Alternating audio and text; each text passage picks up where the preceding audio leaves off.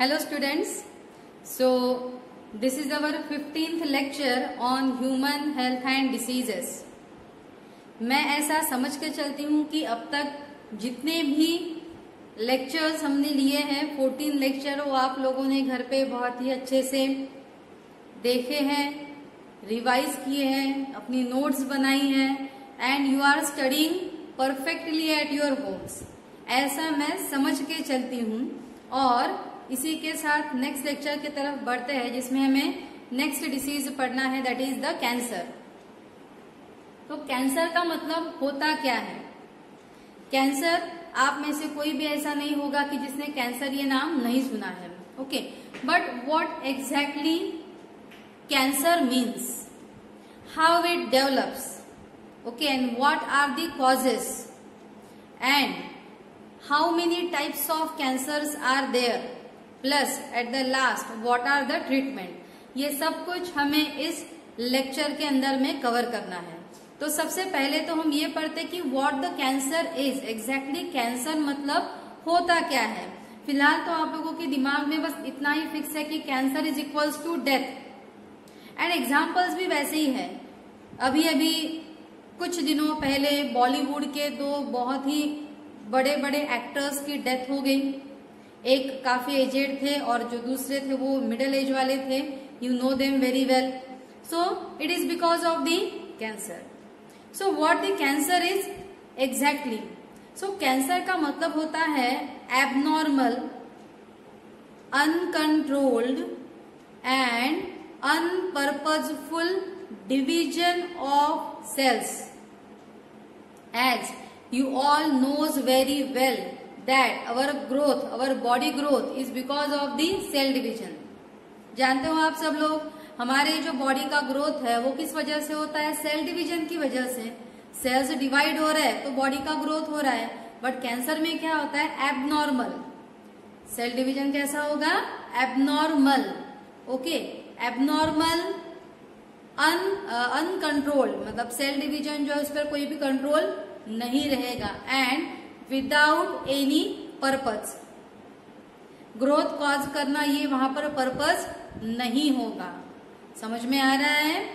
Abnormal, then uncontrolled and without any purpose. फिर से एक बार रिपीट करते हैं, देखो। Abnormal, uncontrolled, without any purpose. Cells divide हो रहे हैं, आपके बॉडी के सेल्स एबनॉर्मली डिवाइड हो रहे हैं, अनकंट्रोल डिवाइड हो रहे हैं, किसी भी पर्पज के बिना ये डिवाइड हो रहे हैं, तो उस केस में डेवलप होगा disease which is known as the cancer. So this is the reason behind developing a cancer. अब अगर आपके बॉडी के एक आधे पार्ट में, जो मैंने अभी अभी आपको बोला, वो पूरे बॉडी में एक साथ होगा क्या?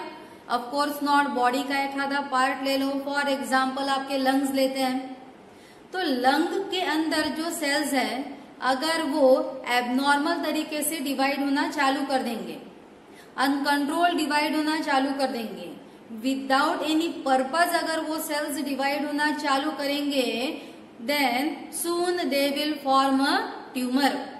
एक गठान वहां पे तैयार होगी, एक ट्यूमर उस एरिया में, लोकलाइज्ड एरिया में तैयार होगी। अब ये जो ट्यूमर है अगर वो वहीं तक सीमित रहती है, आगे नहीं बढ़ती, या उसका आगे और कोई प्रॉब्लम ही नहीं अराइज होता, then it is non cancerous tumour. समझ में आ रहा है? किसी भी पार्ट में बॉडी के अगर cells abnormal, uncontrolled, without any purpose divide होते हैं, तो सेल डिवीजन से बॉडी के उस पार्ट में क्या तैयार होगा? छोटा सा सेल्स का ट्यूमर तैयार होगा, एक गठान वहां पे तैयार होगी। बट ये जो सेल्स का ट्यूमर रहेगा, ये जो गठान उस एरिया में तैयार होंगी, अगर ये ट्यूमर उसी एरिया तक सीमित रहता है, then it will cause not any problem. समझ में आ रहा है? उसी जगह पे वो ट्यूमर है, वो ट्यूमर और कहीं पर भी नहीं गया, it will not cause any type of the problem. कोई प्रॉब्लम आपको नहीं होगा, बट वो ट्यूमर तो है वहां पे। इस केस में उस ट्यूमर को हम नाम देंगे बेनाइन ट्यूमर, बेनाइन या फिर नॉन मैलिग्नेंट, ऐसा भी हम नाम दे सकते हैं। कहीं पर भी सपोज आप आपके हाथ में ऐसे कुछ आपको ऊपर से थोड़ा सा ट्यूमर टाइप लगा, तो आप घबरा जाओगे कि बाप रे, मेरे हाथ में तो ट्यूमर तैयार हो रहा है, मेरे बोन्स के अंदर में मुझे लग रहा है कि यहाँ पे कुछ ट्यूमर लाइक तैयार हो रहा है।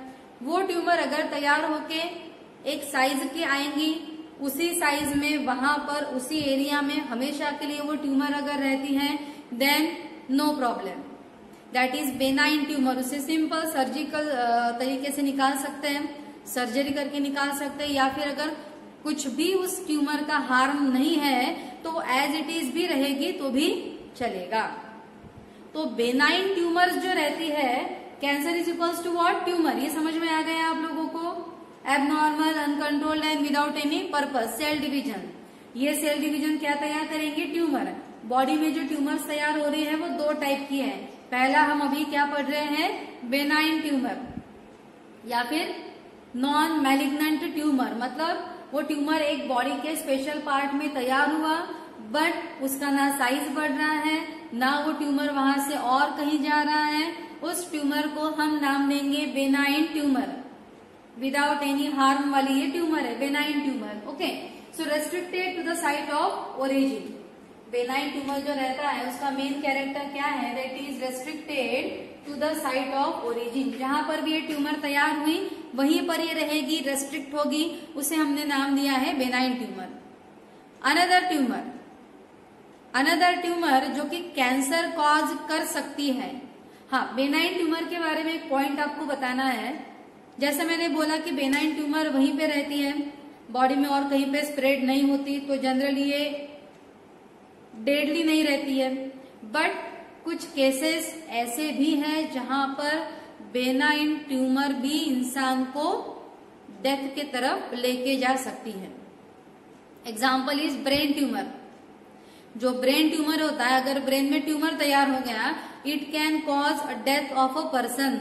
भले ही बेनाइन ट्यूमर है वो, ब्रेन में जो ट्यूमर तैयार हुआ भले ही वो बेनाइन है, नॉन कैंसरस है, लेकिन फिर भी ब्रेन ट्यूमर की वजह से अंदर जो आपका ब्रेन है वो स्क्वीज होकर ब्लड वेसल्स वगैरह रप्चर हो सकती है, पर्सन की डेथ हो सकती है।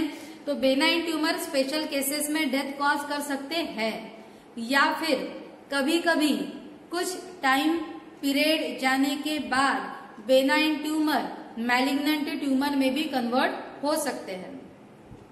क्लियर?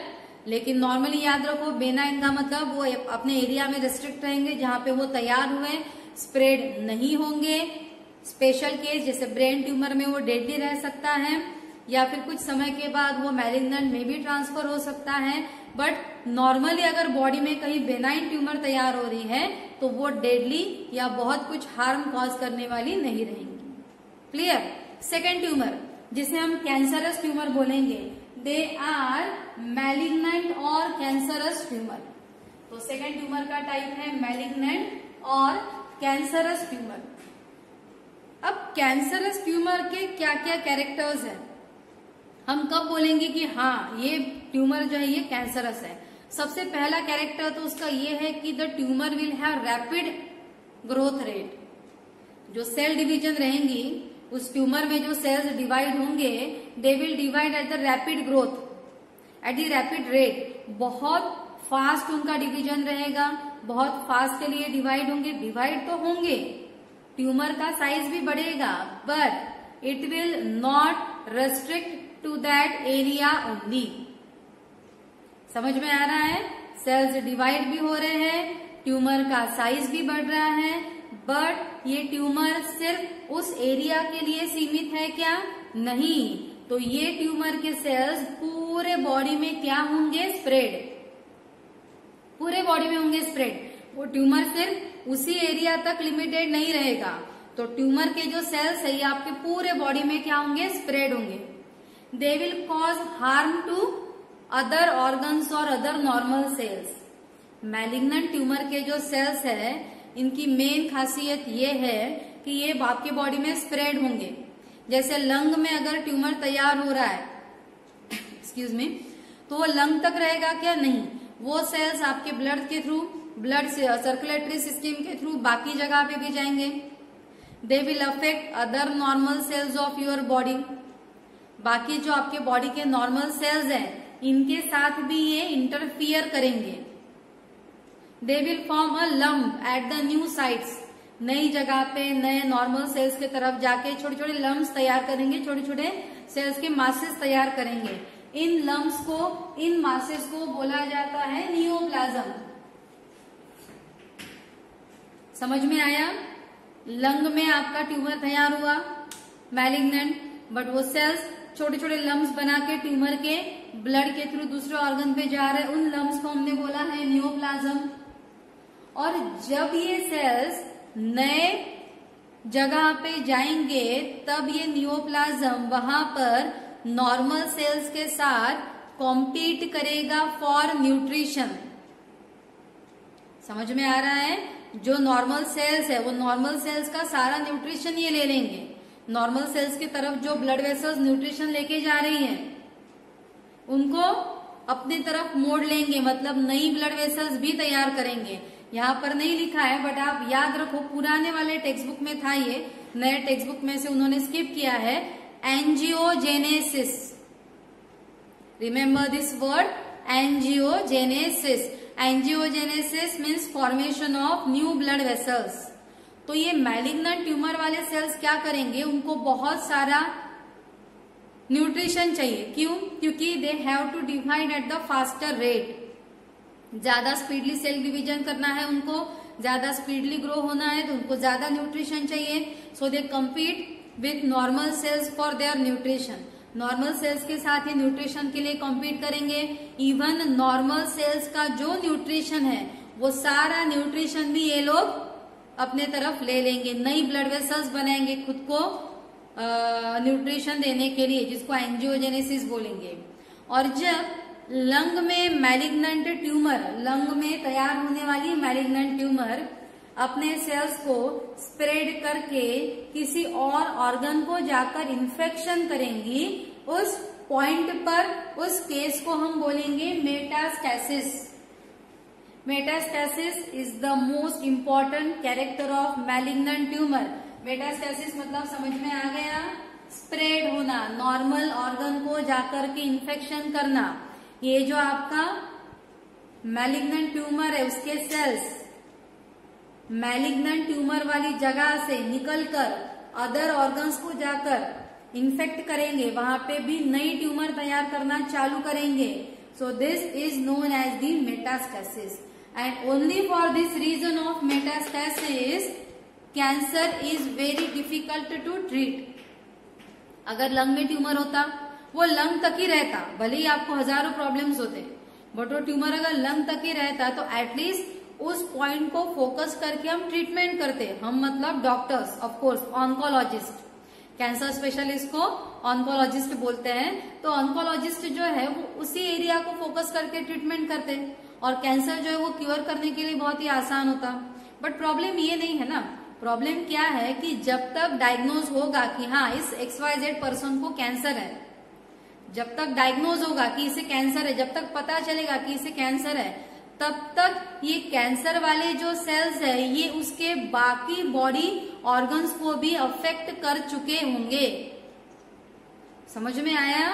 जब तक पता चले कि इसे कैंसर है तब तक, मतलब जब तक डॉक्टर्स डायग्नोज करेंगे कि हाँ इसे लंग कैंसर है, तब तक शायद वो मैलिग्नेंट ट्यूमर लंग से निकलकर इंटेस्टाइन, हार्ट, किडनी, लीवर कहाँ कहाँ नहीं पहुंच गई होंगी और वहां पर भी इन्फेक्शन चालू करेंगे। अब हमारी बॉडी इतनी कॉम्प्लिकेटेड है कि कहाँ पे और कौन से ऑर्गन्स में वो ये लोग ढूंढेंगे कि मेटास्टेसिस हो गया है।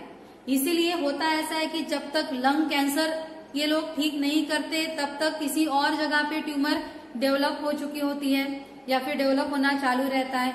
सो this is the main problem while treating the cancer. Metastasis is the main problem related with malignant tumour which is not found in the benign tumor. benign tumor में नहीं दिखाई देता ये problem, it is only and only related with the malignant tumor.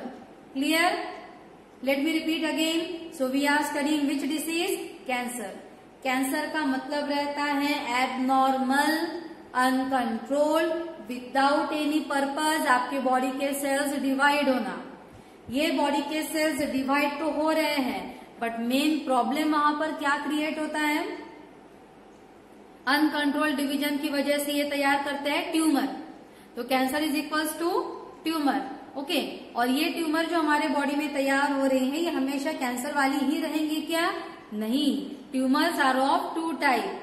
अगर बॉडी में एक आधे पार्ट में ट्यूमर तैयार होती है और ये ट्यूमर सिर्फ उसी पार्ट तक सीमित रहती है, उसका और कोई दूसरा आपको पेन या फिर दूसरे सिम्टम्स नहीं है, then it is the benign tumour और नॉन मैलिग्नेंट ट्यूमर। बट मैंने आपको एक्सेप्शन भी बताया, there is no science without exception. Science में हर चीज के लिए एक्सेप्शन है। कोरोना के सिम्टम्स के लिए भी अभी हम एक्सेप्शन केसेस देख रहे हैं। So leave that part. Exception मैंने आपको बताया है ब्रेन ट्यूमर। ओके, अगर ब्रेन में ट्यूमर होता है then it can be harmful, it can be fatal, it can be deadly. दूसरा जो कि 100% डेडली रहता है if not treated, it is the malignant और कैंसरस ट्यूमर। इसके कुछ कैरेक्टर्स आपको बताए कि जहां पे तैयार होता है वहां पे बहुत ही फास्ट रेट से ये ट्यूमर डिवाइड हो रहा है। The cells they spread to another locations, अलग अलग लोकेशंस पर जाकर के ये सेल्स जो रहते हैं ये स्प्रेड होते जा रहे हैं। सेकंड पॉइंट, जहां पर भी जाएंगे वहां पे नॉर्मल सेल्स के साथ compete करेंगे फॉर देयर न्यूट्रिशन डिराइव करने के लिए दे will form new blood vessels, जिसे एंजियोजेनेसिस ऐसे बोला जाता है। एंड जब नए किसी ऑर्गन का होगा infection, in that case it is known as the, क्या बोलेंगे, रिपीट करो, यस, मेटास्टैसिस। मेटास्टैसिस हमारा मेन प्रॉब्लम है in case of the cancer. Now we will see the types of cancer. अब कैंसर के जो टाइप्स है वो किस बेसिस पे है? So they are on the basis of their origin.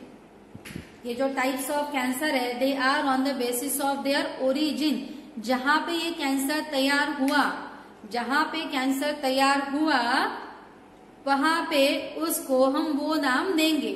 जैसे मैंने आपको बोला कैंसर लंग्स में तैयार हुआ, बट जब तक डायग्नोज होगा तब तक लंग्स से ये ट्यूमर बाकी ऑर्गन की तरफ भी गई होंगी ना।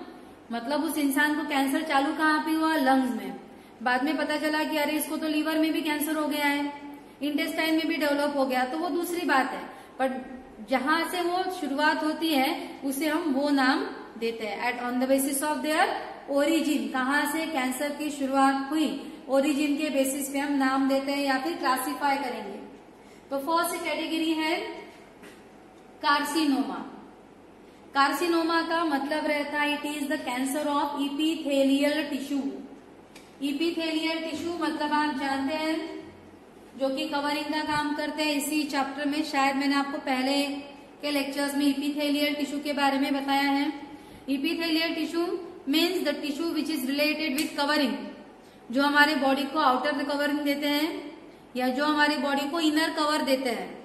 बॉडी को आउटर साइड से कवर करने वाला टिश्यू या बॉडी को अंदर से कवर करने वाला टिश्यू, इसे हम क्या नाम देते हैं? Yes, epithelial tissue. तो इपीथेलियल टिश्यू का कैंसर मतलब क्या हो गया? Carcinoma. Examples, breast cancer, skin cancer. Skin cancer को मेलानोमा ऐसे भी बोलते हैं, नोट डाउन करके रख लो आप लोग। मेलानोमा मतलब स्किन कैंसर। लंग कैंसर जो मैंने अभी आपको बताया, so breast cancer, skin cancer, lung cancer, these are the examples of carcinoma. या कहीं पर भी और भी इसमें बहुत सारे एग्जाम्पल्स देते आएंगे, बस याद रखो इपीथेलियल टिश्यू का कैंसर मतलब कार्सिनोमा। क्लियर? नाउ सेकेंड जो इट इज द सार्कोमा। पहला हो गया कार्सिनोमा, दूसरा है sarcoma. Sarcoma is the cancer related with your connective tissue.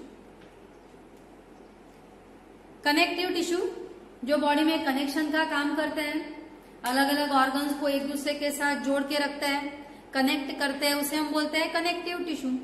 So which are the examples of connective tissue?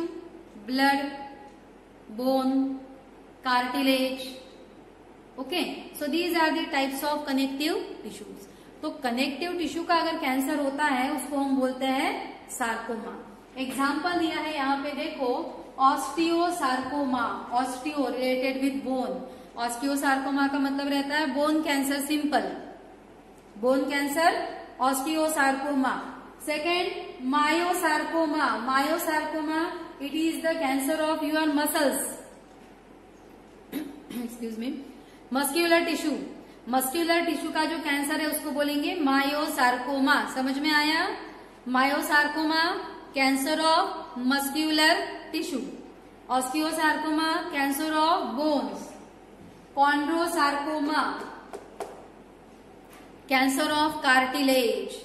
Cartilage जानते हो ना, ये हमारा जो ईयर का पिन्ना है, इस ईयर के पिन्ना में क्या रहता है? कार्टिलेज रहता है। ओके, सो कॉन्ड्रोसार्कोमा मतलब कार्टिलेज वाला कैंसर। लाइपोसार्कोमा, लाइपो मतलब लिपिड, लिपिड्स को कौन स्टोर करता है?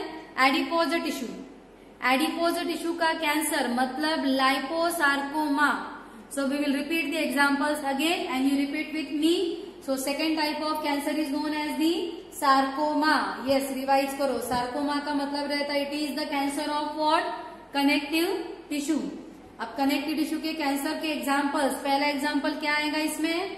Osteosarcoma, bone cancer. Second example myosarcoma, muscle cancer. Third chondrosarcoma, cartilage वाला cancer. Fourth liposarcoma, adipose tissue वाला cancer. Third type is lymphoma. The third type of cancer is known as the lymphoma. Lymphoma, lymphatic system. कुछ दिमाग में lymphatic system से याद आया? Just 2 या 3 lecture पहले हमने फाइलेरियासिस पढ़ा है, उसमें आपको लिम्फेटिक सिस्टम के बारे में मैंने फिर से रिवाइज करके दिया था। ओके, सो अभी हम पढ़ते हैं डायरेक्टली। सो लिम्फोमा का मतलब है cancer of your lymphatic system. So lymphatic system में कौन कौन आता है? You know it include the lymph node, lymphatic vessels भी आते हैं, इम्यून सिस्टम के सेल्स भी आते हैं एंड स्प्लिन भी आता है। तो फॉर एग्जाम्पल मैंने यहाँ पे 2 लिखे हैं, लिम्फ नोड एंड स्प्लिन। तो लिम्फ नोड मतलब सोचो कितना अंदर डेवलप हो रहा है वो ट्यूमर। इतना अंदर अगर ट्यूमर डेवलप होगा तो कैंसर के 3rd या 4th स्टेज में कभी कभी वो डायग्नोज होता है। सो लिम्फ नोड मतलब लिम्फेटिक सिस्टम में जो स्कैटर्ड वाले लिम्फ नोड है, उस लिम्फ नोड के अंदर डेवलप होने वाला कैंसर। स्प्लिन, स्प्लिन के अंदर डेवलप होने वाला कैंसर। स्प्लिन लेफ्ट साइड में है बॉडी के, स्टमक के लेफ्ट साइड में, स्टमक के लेफ्ट साइड में रहता है स्प्लिन। तो स्प्लिन में डेवलप होने वाला कैंसर, लिम्फ नोड में डेवलप होने वाला कैंसर, इसे बोलेंगे लिम्फोमा। अब जिस एक्सेप्शन की मैंने बात की थी आपको, और कि cancer is equals to tumour, just अभी बताया ना, cancer equals to tumour, it is not there for the leukaemia. Leukaemia जिसे मोस्ट कॉमनली हम लोग ब्लड कैंसर भी बोलेंगे। सो ल्यूकेमिया या ब्लड कैंसर के लिए ये स्टेटमेंट सही नहीं है कि cancer is equals to tumour. तो ल्यूकेमिया ब्लड कैंसर में ट्यूमर तैयार नहीं होता। तो क्या होता है? There is excessive formation of leukocytes और डब्ल्यूबीसीज। ल्यूकेमिया में होता क्या है? एक्सेसिव फॉर्मेशन ऑफ डब्ल्यूबीसीज इन बोन मैरो। हमारा जो बोन मैरो रहता है, आप जानते हैं कि बोन मैरो के अंदर ही आरबीसीज, डब्ल्यूबीसीज, प्लेटलेट्स तैयार होती है। सर्कुलेशन चैप्टर में हम पढ़ चुके हैं ये कि हमारा जो बोन मैरो है, बोन मैरो के अंदर आरबीसीज, डब्ल्यूबीसीज, प्लेटलेट्स तैयार होते हैं, ये फॉर्म होते हैं। क्लियर? तो बोन मैरो के अंदर में डब्ल्यूबीसीज का जो फॉर्मेशन है ये बहुत ज्यादा एक्सेसिव बढ़ जाता है। अब आप बोलेंगे इट इज गुड, अगर डब्ल्यूबीसीज ज्यादा तैयार हो रही है इट मीन्स मुझे बहुत सारा इम्यूनिटी पावर आ जाएगा। अगर मेरे बॉडी में डब्ल्यूबीसीज ज्यादा तैयार होंगी मतलब मेरा इम्यून सिस्टम बहुत ही स्ट्रांग हो जाएगा। Okay, but let me clear, these are immature and non functional डब्ल्यूबीसीज। समझ में आ रहा है? बोन मैरो के अंदर बहुत सारी डब्ल्यूबीसीज तैयार हो रही है, बट ये इमैच्योर या फिर नॉन फंक्शनल डब्ल्यूबीसीज है जो आपके बॉडी में बस तैयार होंगी और ब्लड को गाढ़ा करेंगी। गाढ़ा, यस, ब्लड का थिकनेस बढ़ाएंगी। हमारा जो ब्लड रहता है लिक्विड, उस लिक्विड वाले ब्लड में अगर बहुत सारे डब्ल्यूबीसीज ऐड होते गए भले ही वहां पे ट्यूमर नहीं बनेगा, बट ब्लड का जो कंसिस्टेंसी है वो तो चेंज होगा। तो जिस रेट से ब्लड अभी आपके बॉडी में फ्लो हो रहा है वैसे फ्लो नहीं होगा, प्रॉपर सारे ऑर्गन्स को ब्लड नहीं मिलेगा, ऐसे करके इसके सिम्टम्स चालू होंगे। समझ में आ रहा है ना? सो ल्यूकेमिया का मतलब है blood cancer, excessive formation of WBCs in bone marrow, but they are immature and non functional WBCs, जो जस्ट आपके ब्लड फंक्शनिंग के साथ में इंटरफियर कर रही है and nothing more than that. So ये आपको यहाँ पर याद रखना है। Okay, so leukaemia, excessive formation of WBCs हमने पढ़ा है। यस, ल्यूकेमिया के दो टाइप है यहाँ पे, monocytic leukaemia, lymphoblastic leukaemia.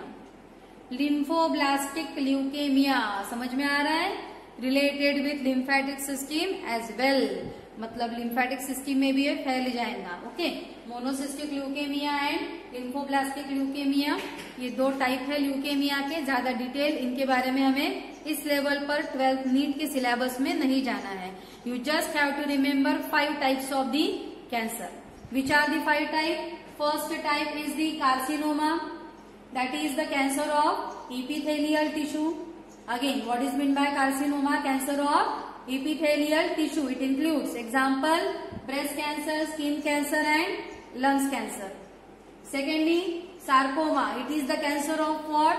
Connective tissue. Example osteosarcoma, myosarcoma, chondrosarcoma, liposarcoma. Third, lymphoma. Cancer of lymphatic nodes and spleen. Fourth, leukemia. It is the excessive formation of WBCs. कहाँ पे तैयार हो रहे हैं? बोन मैरो में तैयार हो रहे हैं। ओके, और दो टाइप कौन सा है? Monocytic leukaemia and lymphoblastic leukaemia. And last type of the cancer is adenocarcinoma. Adenocarcinoma, it is the cancer of glandular tissue.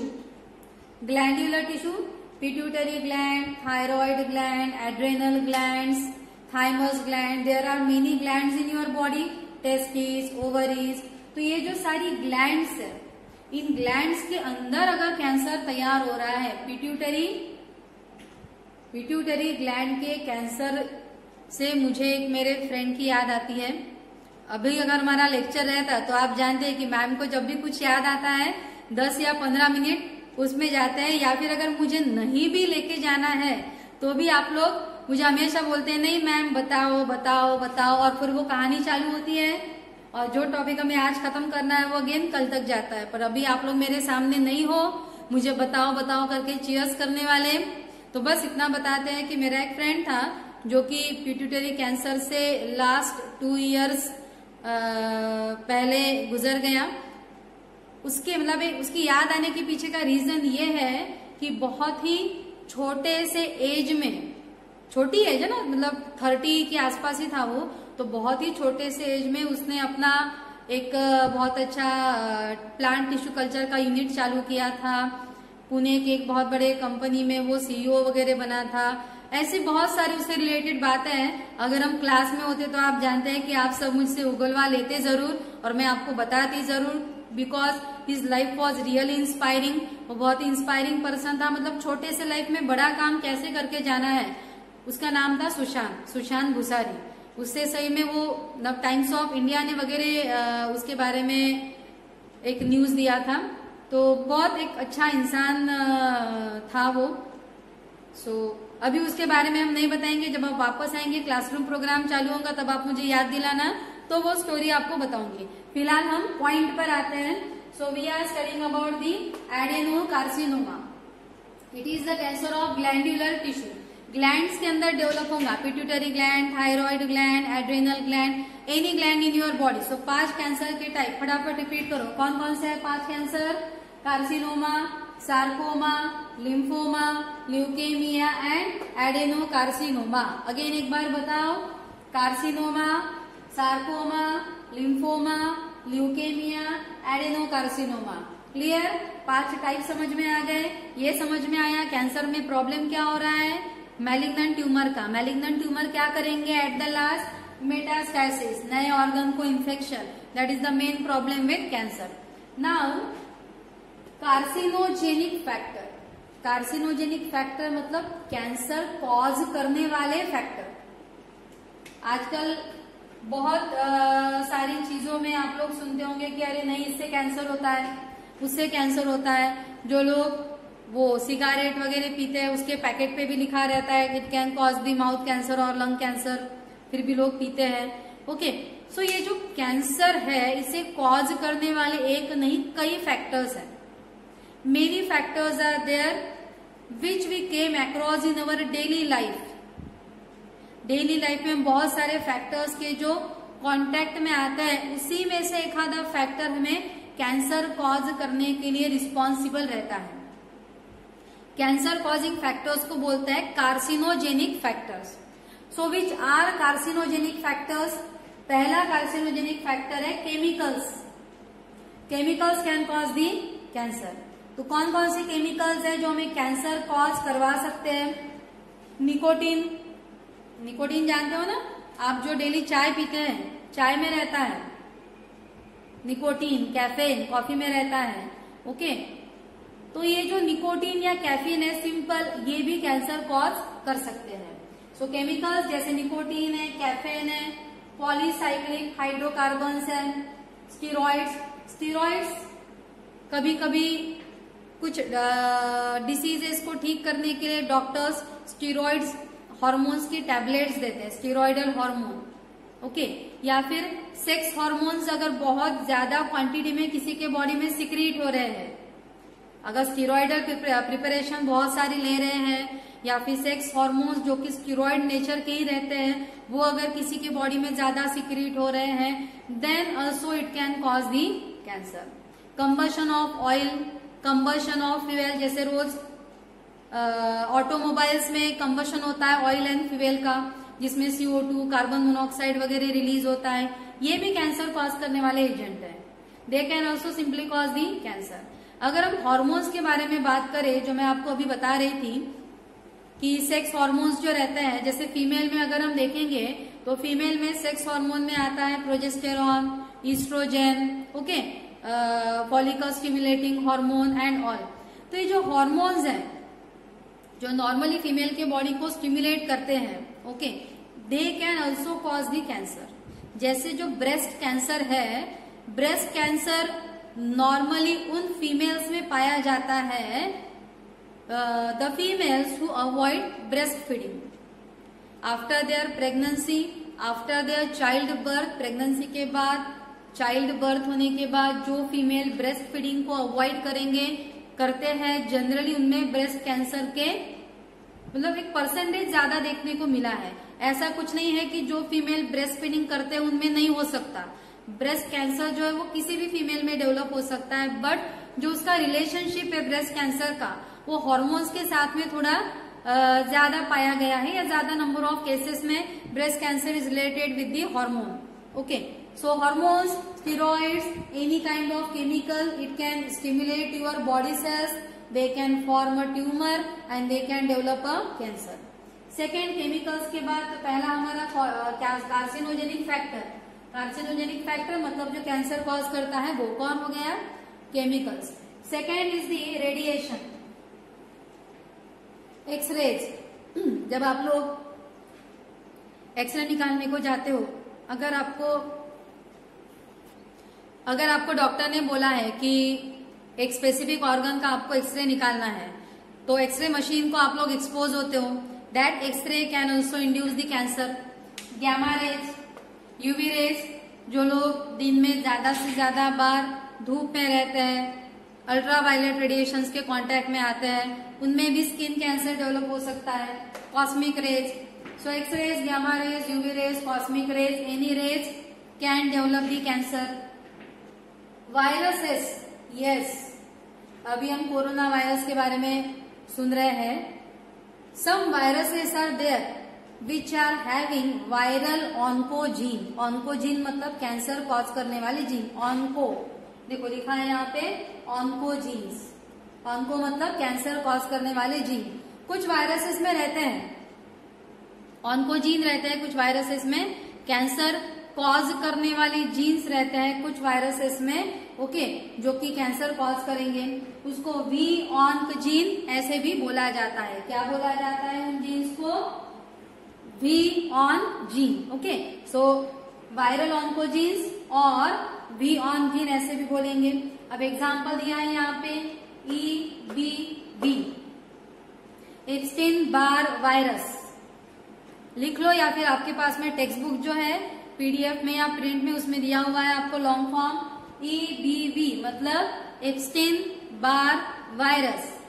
HPV human papilloma virus, again EBV मतलब Epstein Barr virus, again what is EBV? Epstein Barr virus. What is HPV? Human papilloma virus. ये यहाँ पे तो example दिए हैं viruses के जिनमें रहते हैं ऑन्कोजीन्स, मीन्स ऐसे जीन्स जो कि कैंसर कॉज कर सकते हैं, ओके। उसके बाद में ये वायरसेस के ऑन्कोजीन्स हो गए। ऐसे ही कुछ ऑन्कोजीन्स हमारी बॉडी में भी रहते हैं, हमारे सेल्स में रहते हैं, हमारे DNA में रहते हैं। ऐसा स्टडी से या रिसर्च से प्रूव हुआ है दैट आवर DNA, यस, हमारा अपना खुद का जो DNA हमारे बॉडी का, वो हमारे DNA में रहता है कुछ प्रोटो ऑन्कोजीन्स, उसे सेल्यूलर ऑन्कोजीन्स भी बोलते हैं, सेल्स में है तो सेल्यूलर, शॉर्ट में उसको सी ऑन्क जीन ऐसा भी बोलेंगे। दिखाई दे रहा है क्या? प्रोजेक्ट हो रहा है यहाँ तक camera? I think yes. So c onc gene means cellular oncogenes, या फिर they are also known as the proto oncogenes.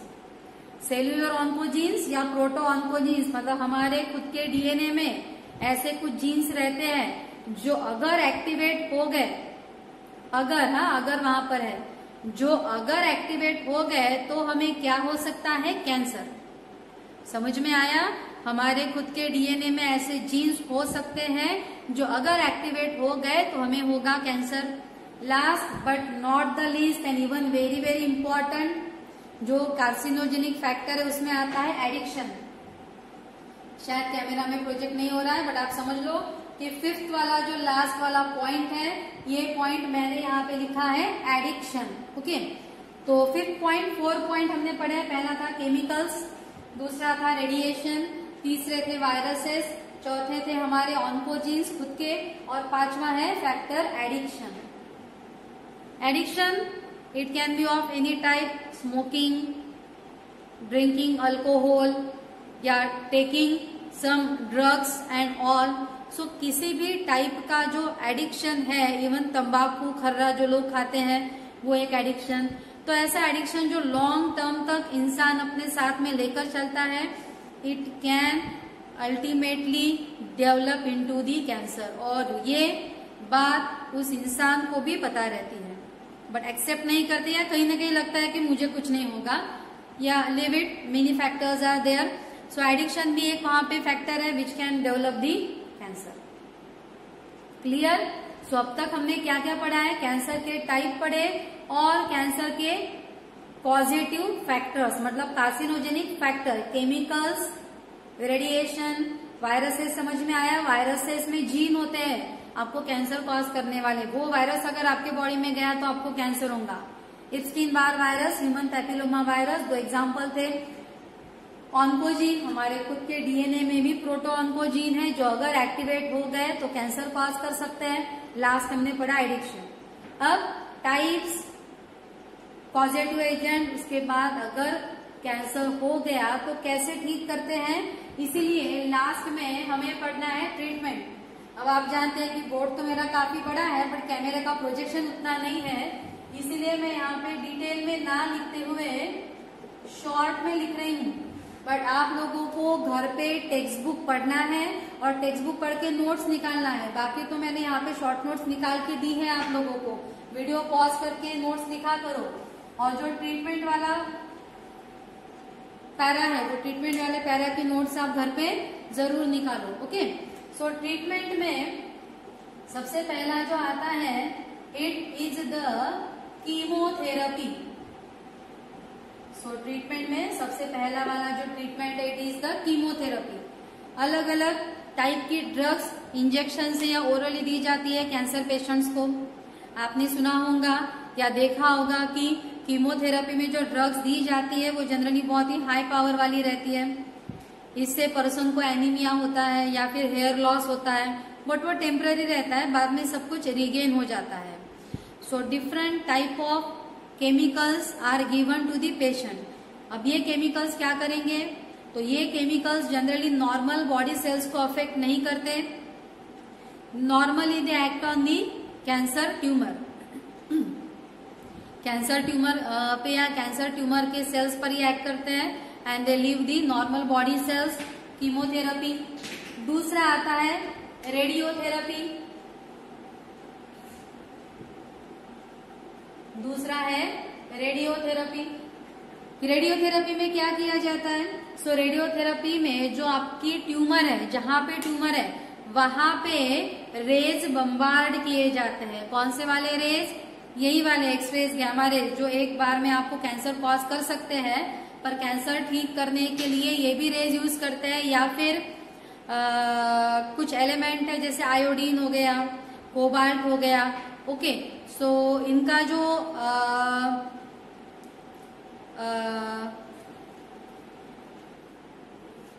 I think there was a problem, sorry, video बीच में शायद स्टॉप हो गया था। ओके, सो आयोडीन हो गया, क्या बोल रहे थे हम, हाँ, आयोडीन हो गया, कोबाल्ट हो गया।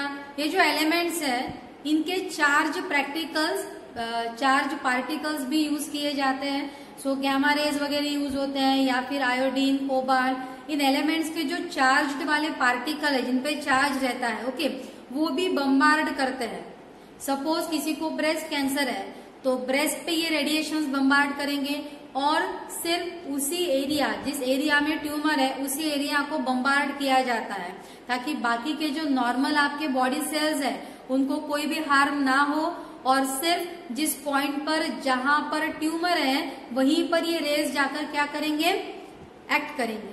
क्लियर, समझ में आया। तो पहला क्या हो गया हमारा, कीमोथेरेपी, जहां पे केमिकल्स को यूज किया जाएगा, इंजेक्टेबल या ओरल केमिकल्स दिए जाएंगे। सेकंड रेडियोथेरेपी, जिसमें रेज बम्बार्ड किए जाते हैं, यहाँ पे गैमा रेज हो सकते हैं या फिर आयोडीन, कोबाल्ट, इरिडियम वगैरह के चार्ज्ड पार्टिकल्स भी बम्बार्ड किए जाते हैं।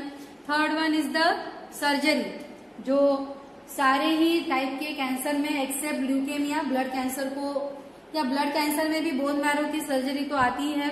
सो in all types of the cancer सबसे बड़ा एक मेन उपाय जो हम बोलेंगे वो है सर्जरी। सर्जरी करके ट्यूमर निकालना तो है ही। ओके, तो सर्जरी करने के बाद भी ट्यूमर और दूसरे जगह पे तैयार हो सकता है, ये मैंने आपको मेटास्टेसिस में पहले ही बता दिया। तो सिर्फ सर्जरी जो है, that is removing that tumour, is not only working. सिर्फ सर्जरी कर दी तो काम चलेगा क्या, नहीं। इसके साथ में सर्जरी के बाद पेशेंट को रेडियोथेरेपी, इम्यूनोथेरेपी, कीमोथेरेपी, सारी थेरेपीज देना ही है। So next is the immunotherapy. What is immunotherapy, देखो, जब हमारे बॉडी में कैंसर तैयार हो रहा है, जब ट्यूमर डेवलप हो रहा है, तो कहीं ना कहीं हमारे बॉडी के जो इम्यून सेल्स है, कहीं ना कहीं हमारे बॉडी के जो इम्यून सेल्स है वो इस ट्यूमर के अगेंस्ट में काम करने के लिए पीछे पड़ रहे हैं।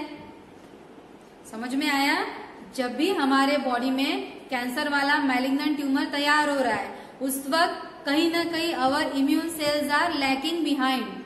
हमारे जो इम्यून सेल्स है वो उस ट्यूमर को डिटेक्ट करके उस पर प्रॉपरली अटैक नहीं कर पा रहे हैं। तो इसीलिए इम्यूनोथेरेपी में दिए जाते हैं immuno modulator drugs like alpha interferon. Immuno modulator drugs, that is alpha interferon, ऐसे कुछ ड्रग्स दिए जाते हैं पेशेंट को जिसके चलते उसकी इम्यून सिस्टम जो है वो एक्टिव हो जाएंगे अगेंस्ट दैट ट्यूमर। मतलब सिंपल आपको अगर एक लाइन में बताना है, ऐसी दवाई जो आपकी इम्यून सिस्टम को, ट्यूमर को मारने के लिए एक्टिव कर दे। समझ में आया। इम्यूनोथेरेपी में क्या दिया जाएगा, ऐसे ड्रग्स दिए जाएंगे जो कि आपके मैलिग्नेंट ट्यूमर के अगेंस्ट में आपकी इम्यूनिटी को एक्टिव करवाएंगे। ये खुद जाके मैलिग्नेंट ट्यूमर को मारेंगे क्या, नहीं, मैलिग्नेंट ट्यूमर को किल करने का काम किसका है, कीमोथेरेपी वाले ड्रग्स का। कीमोथेरेपी वाले ड्रग्स मैलिग्नेंट ट्यूमर को किल करेंगे, क्लियर। रेडियोथेरेपी जो लाइट है, जो रेडिएशन है, वो उस ट्यूमर को किल करेंगे। सर्जरी ट्यूमर को निकाल देंगे, ओके। एंड इम्यूनोथेरेपी हमारी इम्यून सिस्टम को एक्टिवेट करेंगे so that it will get activated against that tumour. इसके अलावा अदर थेरेपीज भी हैं बहुत सारी, जैसे हिप्नोटिज्म है, मेडिटेशंस है, या फिर बाकी की जो भी थेरेपी है रिहैबिलिटेशन सेंटर्स में जो चलती है, वो पेशेंट का जो क्वालिटी ऑफ लाइफ है उसे इम्प्रूव करने के लिए रहती है। क्योंकि कैंसर पेशेंट इतनी सारी दवाइयां लेते हैं, सर्जरी, वो रेडियोथेरेपी, इम्यूनोथेरेपी, इन सब का इफेक्ट उनके बॉडी पे होता है, हेयर लॉस होता है, एनीमिया होता है, उन्हें वोमिटिंग्स होती हैं, मतलब बहुत सारे कॉम्प्लिकेशंस हैं while treating a cancer patient. तो इन सारे कॉम्प्लिकेशंस में रहते हुए भी उस कैंसर वाले पेशेंट का क्वालिटी ऑफ लाइफ इम्प्रूव होना चाहिए, इसीलिए उससे रिलेटेड अकम्पनीड बाकी योगा है, नेचुरोपैथी है, ऐसी थेरेपीज भी रहती है। मेन ये आपको चार ही याद रखना है, chemotherapy, radiation, radiotherapy, surgery and immunotherapy. और एडवांस लेवल पर जीन थेरेपी वगैरह भी आया है, बट प्रैक्टिकली इतना यूज उनका या उतने रिजल्ट्स उनके अभी तक हमें नहीं मिले हैं। सो let us revise in a quick. आज का लेक्चर काफी बड़ा हो गया है, बट फिर भी आप जानते हैं कि रिवाइज करे बगैर तो आपको यहाँ से नहीं जाने दिया जाता। So let us revise in a quick.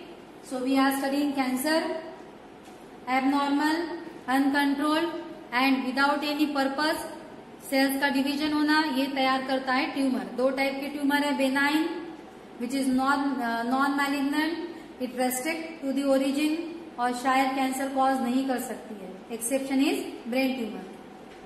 Second malignant या फिर कैंसरस ट्यूमर, जिसका ग्रोथ रेट बहुत ही रैपिड रहता है, दूसरे ऑर्गन्स को जाकर इन्फेक्शन करेंगे, छोटे छोटे लम्स बनाते हैं, मेन जगह के ट्यूमर छोटे छोटे लम्स बनाते हैं, दैट इज नियोप्लाज्म।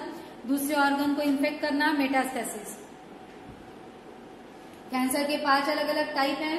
पहला है कार्सिनोमा, एपिथेलियल टिश्यू का कैंसर। सेकेंड है सार्कोमा, कनेक्टिव टिश्यू का कैंसर। थर्ड है लिम्फोमा, लिम्फेटिक सिस्टम का कैंसर। फोर्थ है leukaemia, that is a blood cancer. Fifth है adenocarcinoma, that is the cancer of glands, glandular tissue. Cancer cause करने वाले agent मतलब carcinogenic factor, chemicals है अलग अलग।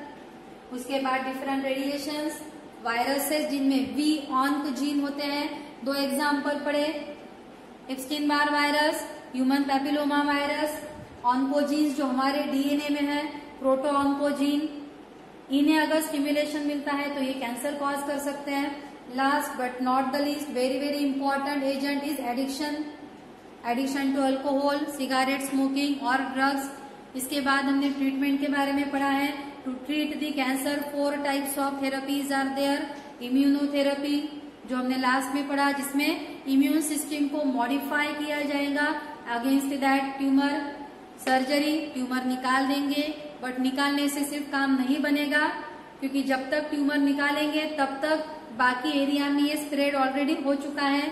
इसीलिए रेडियोथेरेपी, वो जो जगह है उस जगह पे रेडिएशन बम्बार्ड करना, गामा रेज वगैरह यूज होते हैं, या फिर आयोडीन, कोबाल्ट, इनके चार्ज्ड पार्टिकल्स भी यूज होते हैं। कीमोथेरेपी, ओके, कीमोथेरेपी में क्या करेंगे, ड्रग्स देंगे जो कि डायरेक्ट उस ट्यूमर के सेल्स को किल करेंगे, डीएनए सिंथेसिस स्टॉप करेंगे। Any how they will inhibit the cell division, cell division को इनहिबिट करेंगे या फिर सेल्स को किल करेंगे। So this is all about the cancer. I hope you understand all and everything. कोई भी प्रॉब्लम है, डाउट है, डिफिकल्टी है तो आप मुझे मैसेज करो या फिर एनी टाइम कॉल करके पूछ सकते हैं। ओके, जो भी बोर्ड्स पे लिखा है ये नोट्स आपको लिखना है, घर पे रिवाइज करना है, लर्न करना है। And tomorrow we will be there with another disease like AIDS. Okay, so till then bye.